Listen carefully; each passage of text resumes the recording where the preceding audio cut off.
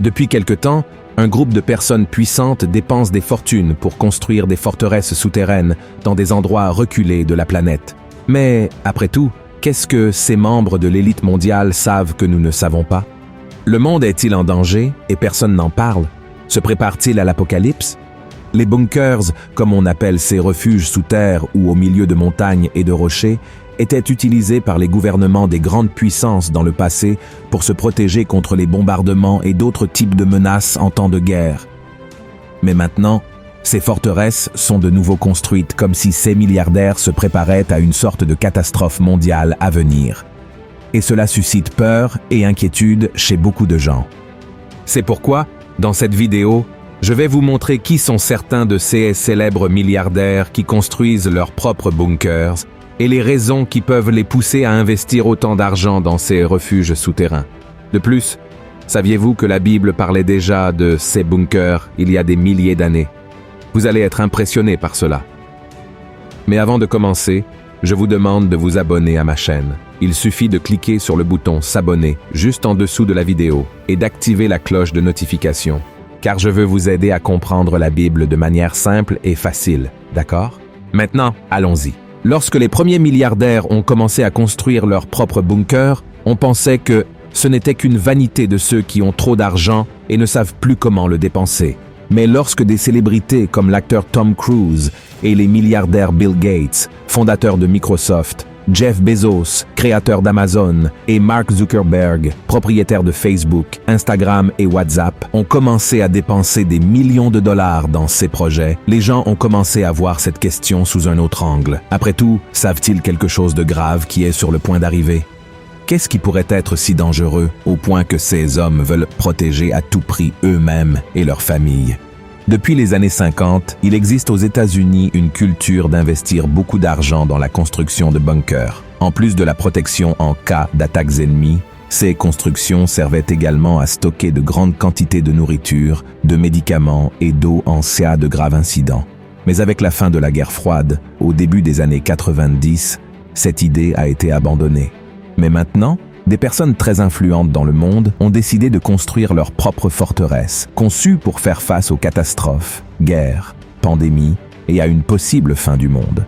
Pour avoir une idée de l'ampleur de l'investissement, Mark Zuckerberg construit un bunker à Hawaï d'une valeur de 100 millions de dollars. Sa forteresse est capable de générer sa propre électricité, dispose de ses propres sources d'eau et produit ses propres aliments. De plus, il existe des entreprises spécialisées dans la construction et la vente de ces abris. Il existe même des bunkers de luxe avec salle de sport, piscine, cinéma, bar et système de filtration de l'air.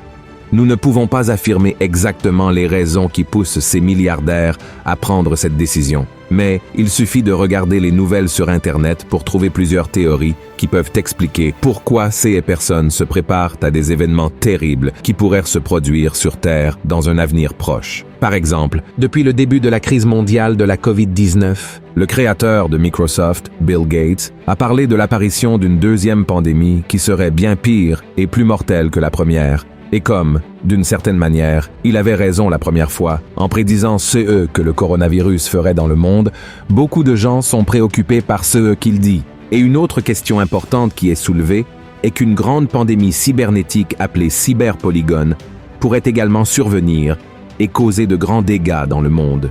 Des hackers puissants pourraient faire tomber l'Internet et la distribution d'électricité dans le monde, ce qui entraînerait encore plus de morts et de pertes que la COVID-19. Car les hôpitaux, les stations-service, la réfrigération des aliments et d'autres outils essentiels à l'existence humaine cesseraient de fonctionner. Et il y a plus. Une tempête solaire sans précédent dans l'histoire frappe notre planète, ce qui pourrait également provoquer un chaos sur Internet et dans la distribution d'électricité pendant plusieurs mois, voire plusieurs années. De plus, nous ne pouvons pas oublier la menace constante d'une troisième guerre mondiale à cause des conflits impliquant la Russie et l'Ukraine. En effet, les pays membres de l'OTAN, qui est une alliance regroupant des puissances comme les États-Unis, la France et le Royaume-Uni, pourraient entrer dans ce conflit à tout moment, provoquant un conflit armé sur toute la planète. Et ce n'est pas tout. L'horloge de l'apocalypse créée par des scientifiques atomiques de l'Université de Chicago en 1947 pour représenter la proximité de l'humanité d'une catastrophe mondiale causée par nos propres actions, notamment liées aux armes nucléaires, au changement climatique et à d'autres technologies pouvant représenter des risques pour la vie, n'a jamais indiqué le chaos sur Terre comme maintenant. Cette horloge est ajustée de temps en temps par des scientifiques et des experts en politique internationale, et minuit symbolise la destruction globale. Actuellement, elle indique que l'humanité est à 90 secondes de minuit. Selon ces personnes, le monde est très proche de la fin. Avoir un bunker pourrait donner un avantage de survie aux super riches. Un article dans le journal britannique The Guardian sur CS milliardaires et leurs bunkers dit que les riches ne peuvent pas acheter leur sortie de la mort, mais ils peuvent la retarder un certain temps. Mais certains disent que ces puissants milliardaires veulent aller plus loin. Leur désir serait de survivre à l'apocalypse de la Bible. Mais est-ce vraiment possible? Bien sûr que non. Même les plus grosses piles d'argent ne peuvent protéger quelqu'un des adversités que la Bible prophétise pour la grande tribulation. Alors, face à cela, que devons-nous, chrétiens, faire devant tant de mauvaises nouvelles et ces milliardaires qui construisent des bunkers pour échapper à l'apocalypse?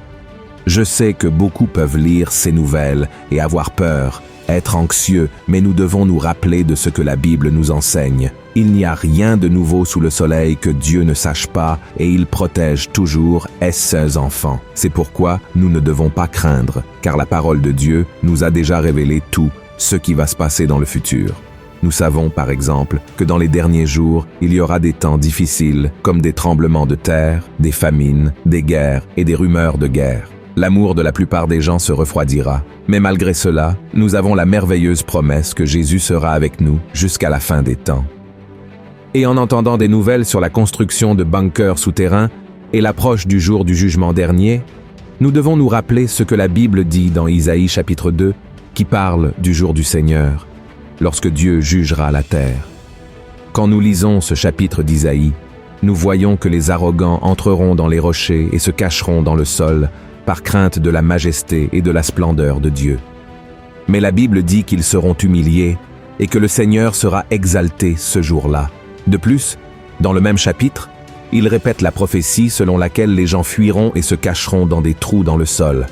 Autrement dit, tout indique que pendant la grande tribulation, qui est un temps de grande souffrance et de persécution avant le retour de Jésus, beaucoup se cacheront dans ces bunkers, mais cela ne leur servira à rien, car les orgueilleux qui ont mis leur confiance dans leur argent et leur pouvoir seront humiliés par Dieu lui-même.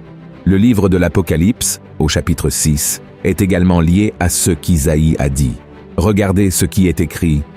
Les rois de la terre, les grands, les chefs militaires, les riches, les puissants, tous les esclaves et les hommes libres, se cachèrent dans les cavernes et dans les rochers des montagnes.